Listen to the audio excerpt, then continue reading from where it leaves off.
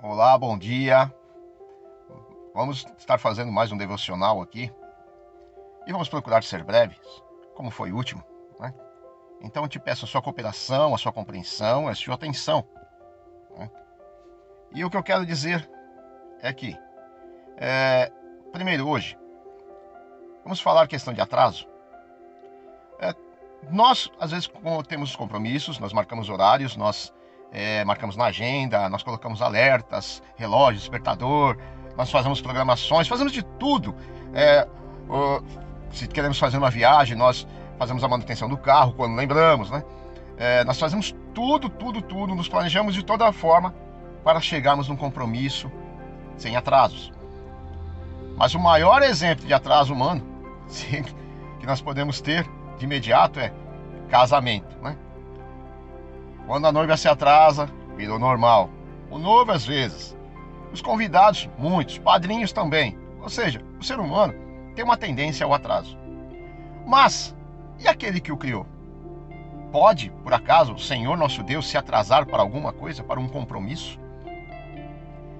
Diz um ditado que Deus não se atrasa, ele chega na hora certa. E eu quero afirmar, este é um ditado que está embutida muita verdade. Se você pegar lá na passagem de Marcos 6,48, está dizendo ali: ele viu os discípulos remando com dificuldade, porque o vento soprava contra eles, e na alta madrugada Jesus se dirigiu a eles, andando sobre o mar, e estava a ponto de passar por eles. Ou seja, nós estamos falando aqui de um daqueles momentos em que os discípulos se encontravam no meio do mar revolto. Lembra? Nós falamos sobre isso uma vez. Foi uma vez que ele estava dormindo e numa outra vez, quando ele caminhou sobre as águas e fez com que Pedro também acreditasse, saísse do barco e caminhasse. É justamente nesta parte que nós estamos falando. Esta passagem diz sobre isso. Mas uma coisa que queremos ressaltar aqui, e que não falamos outra vez, é que onde estava Jesus naquele momento? Ele simplesmente apareceu sobre as águas e veio caminhando? Não, o texto aqui está dizendo. Ele estava vendo a dificuldade dos discípulos, estava vendo que o vento estava soprando muito forte contra eles. E já era alta madrugada. Bom, primeiro, 2 pontos. Aonde se encontrava Jesus nesse momento? Ele estava em uma montanha. Ele estava orando a favor deles. Estava intercedendo por eles, né? Mas não é longe. Sim, era longe. Mas o que é a distância? O que é o tempo para o nosso Deus? Um estalar de dedos.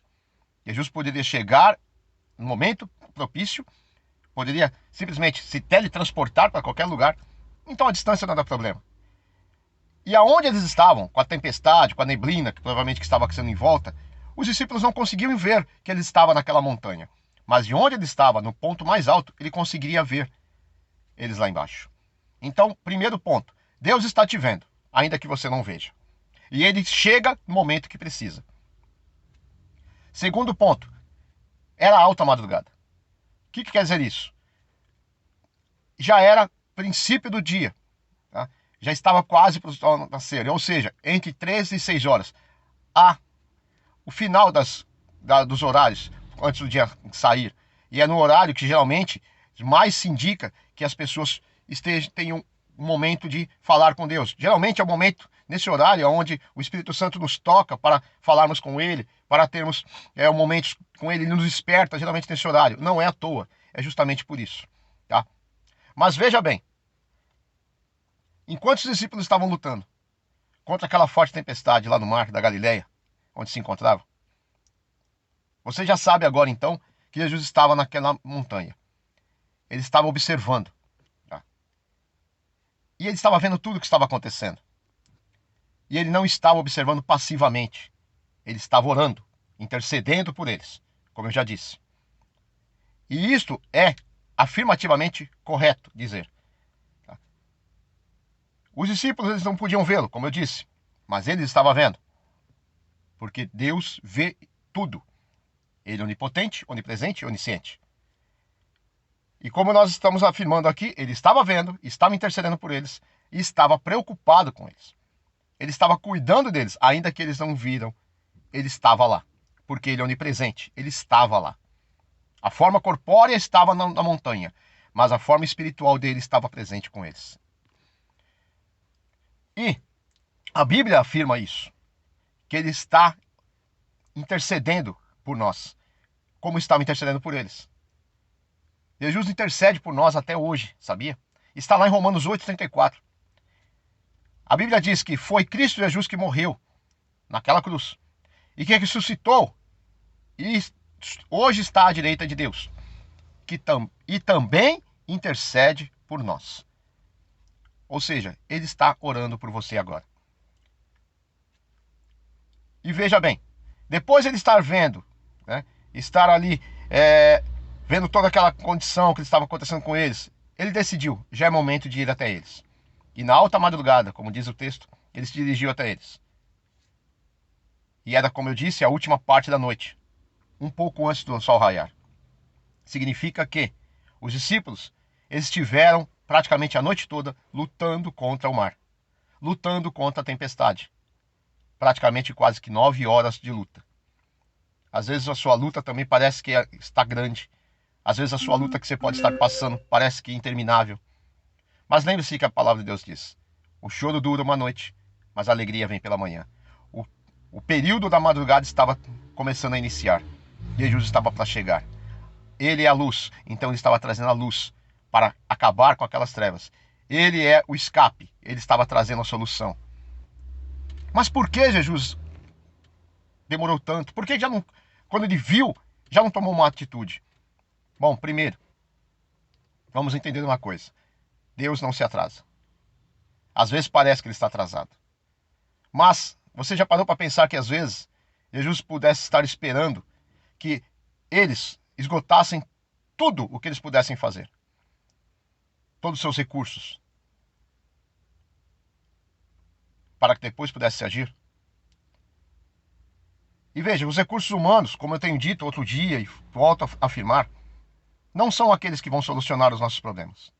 Mas quando nós chegamos no final dos nossos recursos, é onde Deus pode começar a agir, se assim dermos permissão para Ele. Porque diz uma frase: quando nós chegamos ao fim de nós mesmos, das nossas forças, é onde chega o início da ação de Deus. Ou seja, é nesta hora que nós concedemos ao Senhor uma oportunidade para que Ele demonstre a sua glória na nossa vida. Então eu te afirmo e te convido a fazer isso. Eu não sei o que você tem passado, eu não sei o que você vai passar, mas Deus o sabe. E da onde Ele está te vendo. E como aqueles discípulos, mesmo Ele estando no céu, ao mesmo tempo está ao seu lado agora. Ele está vendo a sua dor, está contemplando os seus esforços, mas você de repente está lutando sozinho. Permita que Ele lute com você. Pare de lutar com suas próprias forças. Entregue-se nas mãos poderosas do Senhor e deixe que Ele tome a ação. E de repente, o mar que estava bravio vai parar. De repente, a noite que estava escura, o dia vai raiar. De repente, você estava ali com medo dentro do seu barco.